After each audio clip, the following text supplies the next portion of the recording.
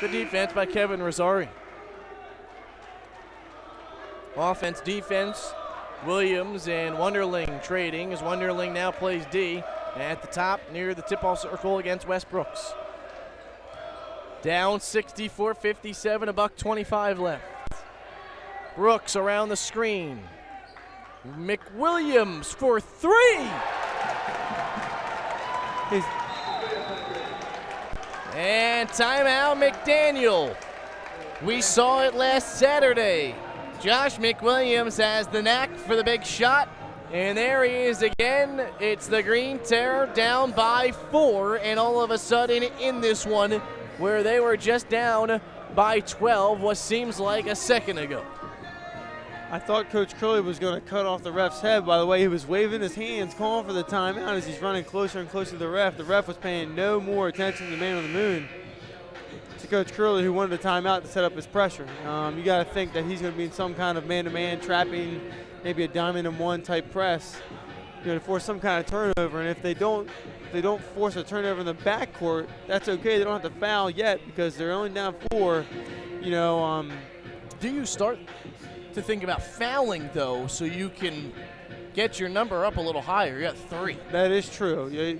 And they have the jump ball. So what I'm telling my guys in my huddle right now is I'm going to tell them, like, listen, stick your hands in there and try and get the jump ball because we have fouls to give. We only have 3 team. We need to start stopping this thing anyway. So it makes more sense with them, having those 3 team fouls to try and get it up a little bit like you were saying. McDaniel has made up 8 points in the matter of 3 minutes and 20 seconds. They were down 12 at the 4:33 mark, and it's now 4. Couple big shots here. Couple different guys. Both teams shooting right around 50% from the field. Inbounds, Royster tips it out of bounds, nearly off of Draper. Yeah, see, it's unfortunate because you don't ever want to put that kind of call in the ref's hands. Here's that change in pressure you were talking about. They get it out to Matt Williams. They're not going to foul. So now you need to stop. And this is what Coach Curley was talking about earlier in the game, or earlier in the pregame show. It all comes down to who's going to get a stop. Who's going to make a shot. Yannicka, Williams, 8 on the shot clock. Fist held up. Here's Raftery, has had a good second half. Illegal screen on Yannicka, and it goes to the Green Terror. Perugino, the shooter, in for the defensive man, Royster. Okay, you'd like to think that he's going to go quick here. And a timeout called by Coach Small of Ursinus. As far as strategy goes, you have 46.8 left. So you think quick 2, stop, then you're within 2. Yeah, you got to go quick here. You got to get a basket within 16 seconds. You would think within the first 10. That way they can play it out, get a stop and have a chance, to tie it with 8 seconds left. 64-60 Bears. This a game that matters so much coming playoff standings-wise. Both teams 6-7 in the Centennial, a half game behind Dickinson in the standings. Ursinus won the first matchup. McDaniel trying to answer it back here on its home court. Down by 12 with 4.5 to go in the second half. It was their largest deficit of the game, but now they're within striking distance. Plenty of time here. You don't have to launch a 3 up here that quick. I mean, if I'm West Brooks and I get a look, I'm going green light. McWilliams. Here baseline. Brooks doesn't have the look. Stewart rolls to the other side. Down to Rosari. Probably should have just went up. McWilliams. Too much time. It's taking too much time. You're at the 30-second mark. Perugino to his right. Hit it. Out to McWilliams. There it for is. 3. Fouled and 1. Josh McWilliams. His second three-pointer late in the second half. And on what was a completely blown offensive possession, it's McWilliams getting fouled by Yannicka and a chance to tie it up.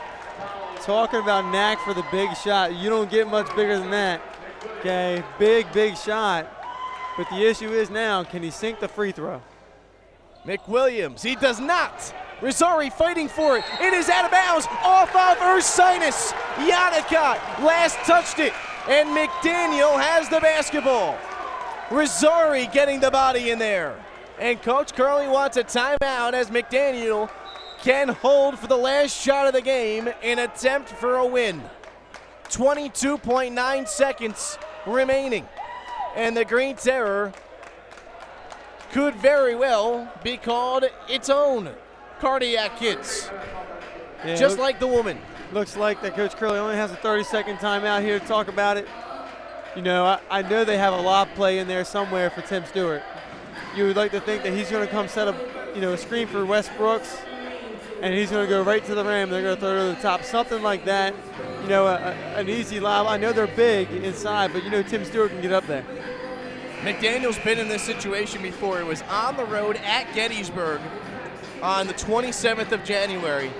67-65 win for the Green Terror, where Josh McWilliams hit a three-pointer from the wing to tie that game up at 65.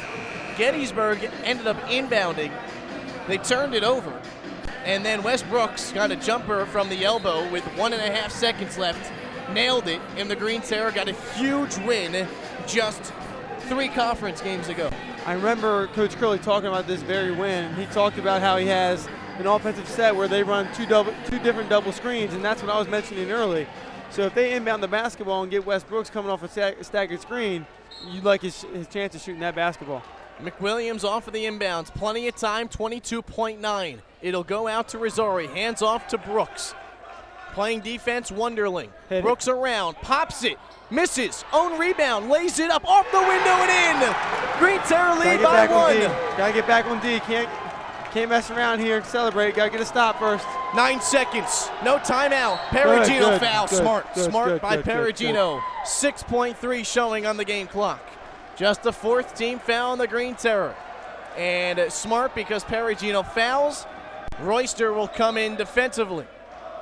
And there was a timeout called by Kevin Small. I'm surprised he didn't call it right away. He was going to let his fellas shoot for the last attempt. Down by 1. I'm interested to see if McDaniel goes with the, they have 3 more fouls to give. Do you give 2 here? Do you give another one? I mean, there's 6 seconds left. The only issue I have with that strategy is you can't do it when they're going to shoot, because if then you're giving them free throws, and you never know who's going to, these guys are savvy. You're going to go foul someone, he's going to see you coming, and he's going to launch it. And it's not that far-fetched for them to launch it from the volleyball line in this situation with 6 seconds left. And listen, it's been Draper who's been the man so far today, but this is an Ursinus team. We talked about it with Coach Curley in the pregame show. They're so well spread out in scoring, you don't know who's going to take over. It could be Raftery. He's had a great second half. Yannicott's been so-so. Bakongo has 8 points. Eric Williams has had a great second half. He's got 7 points in this game, and for Williams,